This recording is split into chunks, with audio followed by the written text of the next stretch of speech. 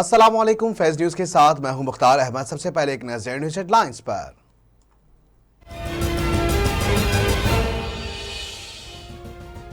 एक वक्त था जब पाकिस्तान तेजी से तरक्की कर रहा था। किसी मुल्क पर करप्ट लीडर से बड़ा कोई अजाब नहीं हो सकता। जब करप्शन को बुराई ना समझा जाए तो माशरे में मेहनत कौन करेगा। वज़ीर आज़म का अल कादर यूनिवर्सिटी में मरकजी तकरीब से खिताब। सिंध में गैस के बहरान के बाद सीएनजी स्टेशन को 2.5 माह के लिए गैस बंद करने का फैसला कर लिया गया। सुई ऑर्डर के मुताबिक गैर बरामदी सनतों को पहले ही गैस की सप्लाई बंद कर दी गई है। अब सीएनजी स्टेशन को 1 दिसंबर 2020 से 15 फरवरी 2022 तक गैस की फराहमी बंद रहेगी। वफाकी दारुल हुकूमत के तमाम तालीमी इदारे बतौर एहतजाज कल से बंद कर दिए जाएंगे। लोकल गवर्नमेंट ऑर्डिनेंस के तहत तालीमी इदारों को म्यूनिसिपल कॉर्पोरेशन के मातहत करने के खिलाफ federal government education joint action committee ने वफाकी दारुल हुकूमत इस्लामाबाद के तमाम तालीमी इदारे एहतजाज के तौर पर कल से बंद करने का ऐलान कर दिया।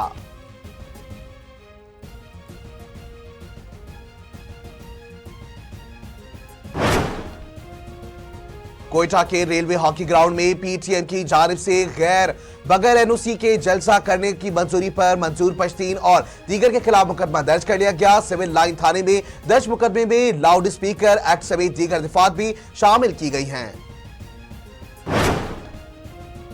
मुस्लिम लीग नून के सदर और कायद हिज़्ब इख्तिलाफ शहबाज शरीफ का कहना है कि आईएमएफ की शराइत पर एक और मिनी बजट से हुकूमत फिर झूठी साबित हो गई। आईएमएफ की शराइत पर मिनी बजट लाने की इत्तला पर पाकिस्तान की कौमी सलामती के लिए खतरा है। National command and operation centre के सरबराह असद उमर ने कहा है, कोरोना की नई किस्म ओमिक्रॉन के खिलाफ वैक्सीनेशन ही बचाव का मौसर जरिया है। कोरोना का नया वेरिएंट इंतहाई खतरनाक है जो दुनिया भर में फैल रहा है। Federal board of revenue FBR ने मोबाइल फोन टैक्स के मामले पर सिंध हाई कोर्ट के फैसले को चैलेंज कर दिया। सिंध हाई कोर्ट की जानिब से मोबाइल फोन कॉल पर 5 मिनट के बाद 75 पैसा लगाया जाने वाला टैक्स वापस लेने का फैसला दिया गया, जिसे आईएफबीआर ने सुप्रीम कोर्ट में चैलेंज किया है।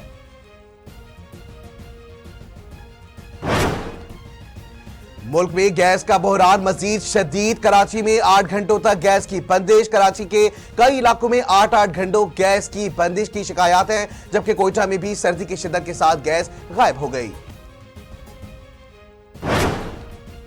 कोयटा में यंग डॉक्टर्स ने एक बार फिर सरकारी अस्पतालों की ओपीडीज और इंडोर सर्विसेज के बायकॉट का ऐलान कर दिया। यंग डॉक्टर्स के एहतजाज के बाद कोयटा के सरकारी अस्पतालों में फिर से ओपीडीज बंद होने का खदशा जाहिर किया जा रहा है।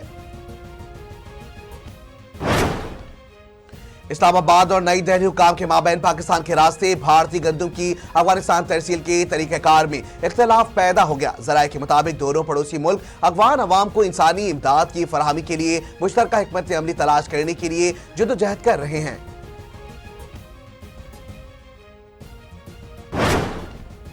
वफाकी वज़ीर तालीम शफकत महमूद ने कोरोना के नए वेरिएंट की इत्तलात पर कहा कि हुकूमत तालीमी सरगर्मियां जारी रखना चाहती है। शफकत महमूद ने कहा कि कोरोना वायरस के नए वेरिएंट के बारे में तफसीली इल्म नहीं, लेकिन तालीमी सरगर्मियां जारी रखना चाहते हैं।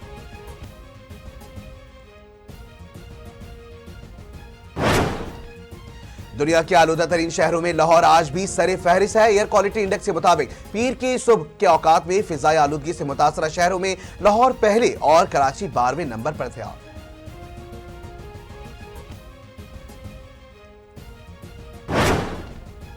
भारत में जनूबी अफ्रीका से वापस आने वाले शहरी का कोरोना टेस्ट मुस्बत आ गया। भारतीय मीडिया के मुताबिक रियासत महाराष्ट्र में एक शहरी की हाल ही में जनूबी अफ्रीका से वापसी हुई, जिसका कोरोना मुस्बत टेस्ट आया। और पाकिस्तानी बॉडी बिल्डर ने वर्ल्ड बॉडी बिल्डिंग चैंपियनशिप में गोल्ड मेडल जीतकर मुल्क का नाम रोशन कर दिया। World body building championship Spain के शहर वेलेंसिया में हो रही थी। मियां जहांजेब हफीज ने फिजिक एंड फिटनेस कैटेगरी में गोल्ड और सिल्वर मेडल अपने नाम कर लिया।